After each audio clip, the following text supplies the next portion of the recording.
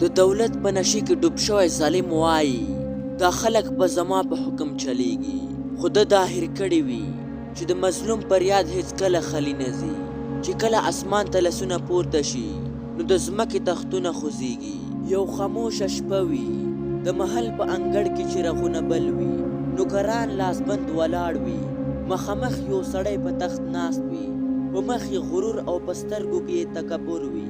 دغه سړی به ظاهر طاقتور وي، چې کله هم بازار ته ځي نو خلک ورته سرونه ښکته کوي. د دې په دربار کې د سلام کولو لپاره د خلکو لاین لګېدلی وي. دغه سړی هر وخت وایي طاقت، دولت او حکم هم دغه اصل ژوند دی، خو حقیقت دا وي چې دغه سړی ډېر ظالم وي. د کمزورو خلکو نه په زور ځمکې قبضه کوي، په مزدورانو په زبردستي سره کارونه کوي، د کونډو او یتیمانانو مال خوري. چې کله به د دې غوږو ته د غریب فریاد ورسي نو دغه ظالم سړی خاندي او وایي د دنیا د طاقتورو لپاره ده، کمزور خلک صرف د ژوند تیرولې لپاره دي، د ګټلې لپاره نه. وخت تیر شي او د دولت هم زیات شي، محلات یې هم دنګ شي، خلک د دغه ظالم نه مینه یره کوي، خو د خلکو بددعا هم اسمان طرف ته پورته کیږي. هره شپه څوک نه څوک په اوښکو سره دا دعا کوي، یا الله انصاف به کله وي. یو ورځ یو بوډا زمیندار ته د دربار ته راشي، لاسونه یې رپیږي، د ستړیو او محنت له امله مخ یې د ګونځو ډک وي. زمیندار په عاجزي سره ووایي ملک صاحب زما ځمکه ماته بیرته راکړه. ظالم وخاندي او د خندا اواز یې د دیوالونو سره ټکراو شي. ظالم ووایي دا ځمکه اوس زما ده، ځه لاړ شه، که په عدالتونو کې هم چغې ووهې نو هېڅ به ونه شي. تاسو په شان کمزور خلک همیشه هر کیږي. د بوډا زمیندار په سترګو کې اوښکې وي او په خاموشي سره بیرته ځي.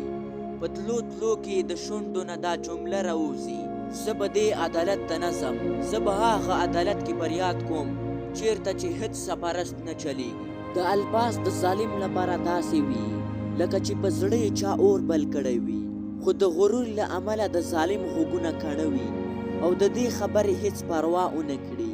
کلونه تیر شي، د طاقت نشه یې نوره هم زیاته شي، خو یو ورځ څه داسې وشي چې قسمت د ده دروازه وټکوي. ناڅاپه پرې ناروغي راشي، لوی لوی طبیبان او ډاکټران دی وګوري او قیمتي دوايانې ورکړي، خو دا ټول بیکار شي. د ظالم د شپې پاڅي او خوله پرې ماته وي، ورته ډېر زیات تکلیف وي او هر ځل د ده په دماغو کې د زمیندار الفاظ ګرځي، زه به هغه عدالت کې فریاد کوم چیرته چې هېڅ شپارس نه چلیږي. اوس د ظالم خوا او شا خلک هم بدل شي، کومو خلکو به ده ته په ښکته سر سلام کړو هغه خلک اوس فاصلې اختیار کړي او ځان ترې لرې کړي. نوکران او خدمتګران یې هم یوازې په نوم خدمت کړي. د ظالم لپاره په زړه کې هېڅ مینه نه وي. په دې وخت کې ملګري او خپلوان هم ورک شي، محل کې خاموشي پاتې شي. یو شپه په بستر پروت وي، حالت یې کمزور وي، بهر اسمان د وریځو نه ډک وي، برېښنا ځلیږي او باران وریږي. دغه ظالم په ویرې سره اسمان ته وګوري، په رپېدلي جسم او کمزوري غږ ووایي ای د کائنات مالکه ما ته وخت راکه، زه به ټولو ته خپل حق واپس کړم، زه به ټول ظلمونه ختم کړم، یوازې یو موکه راکه. خو په جواب کې خاموشي وي، یو داسې خاموشي چې د هغه زړه وسوځي. همغه وخت دغه ظالم کړکۍ نه ګوري، داسې ګوري لکه همغه زمیندار ورته ولاړ وي او ټول لوند وي او ظالم ته ووایي ما ویلی و چې زه به هغه عدالت کې فریاد کوم چیرته چې هیچا شپارس نه چلیږي.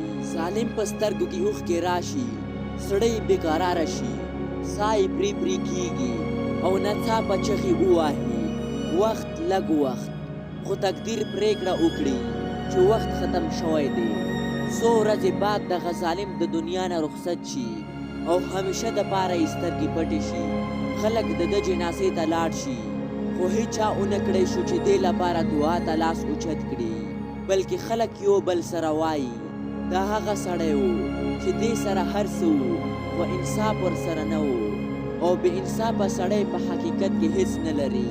د محل دیوالونه هماغه ورځ خالي پاتې شي. هغه ځمکې چې تل یې ورباندې ناز کولو اوس ویرانې او خالي پاتې شي او د ده ژوند کیسه انسانانو لپاره یو سبق پاتې شي.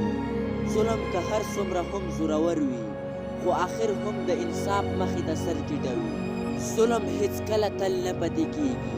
مال، غرور او زور په خاورو بدلیږي. رښتینی قوت صرف انصاف دی.